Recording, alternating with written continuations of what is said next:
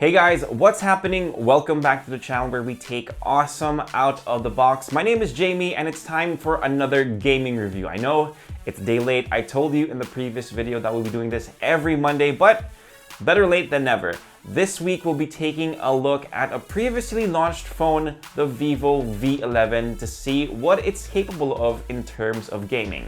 With that out of the way, let's take a look at some of its key features before actual gameplay.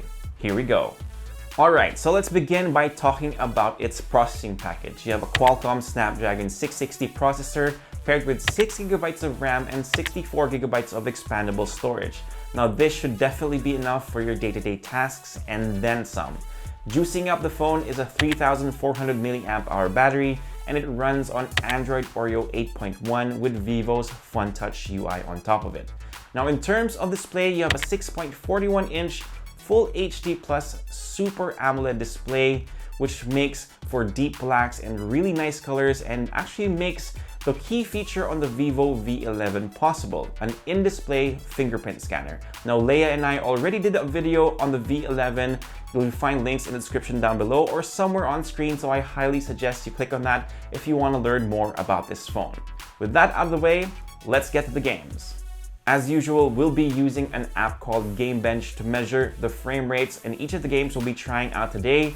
So starting off with Asphalt 9, which is always a great baseline game. So if you like racing games, this will be the one for you. It's running on the highest quality settings. Let's get to actual gameplay footage.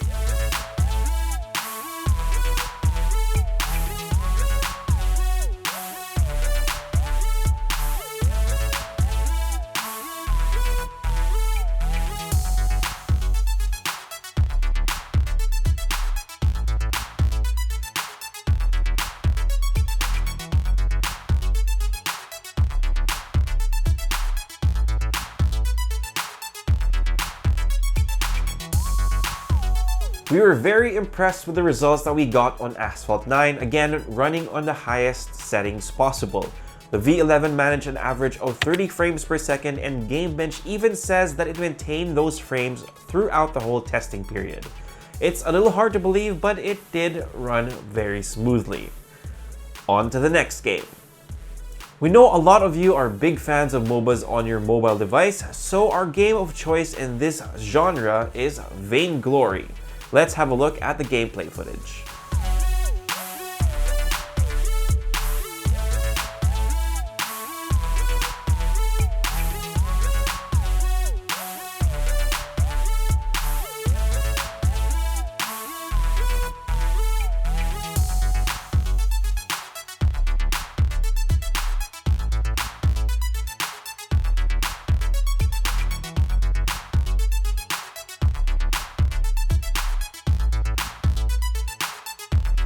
No surprises here, the Vivo V11 averaged the maximum frames you can get on this title at 60 frames per second, also at 100% stability. Pretty impressive. Of course, no gaming review would be complete without PUBG Mobile, so let's see what the V11 is capable of in this battle royale.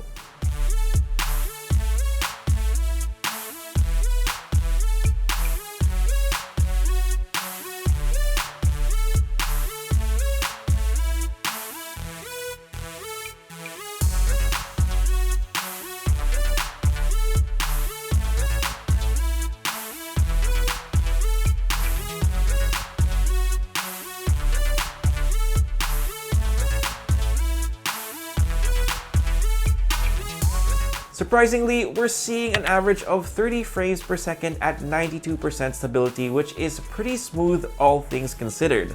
Drops mostly occurred during respawns in war mode and when I died, which happens a whole lot.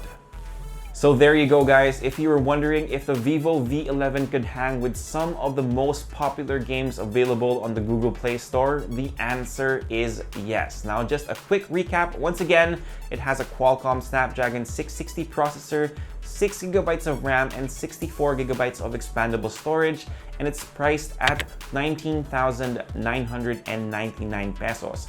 Now, if you want something else from Vivo that's slightly more affordable, then you might want to consider the Vivo V11i, which has a Helio P60 processor, 4 gigabytes of RAM, and 128 gigabytes of expandable storage. It's priced at 15,999 pesos.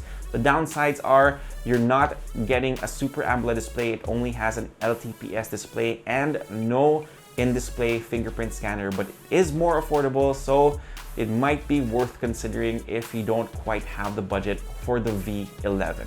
So that's pretty much it for this video. If you like it, give us a thumbs up, sub to the channel, and make sure you hit that notification bell so you don't miss out on the next ones. If you have any questions or just want to share your thoughts, leave them down below and I'll try to get to them as soon as I can.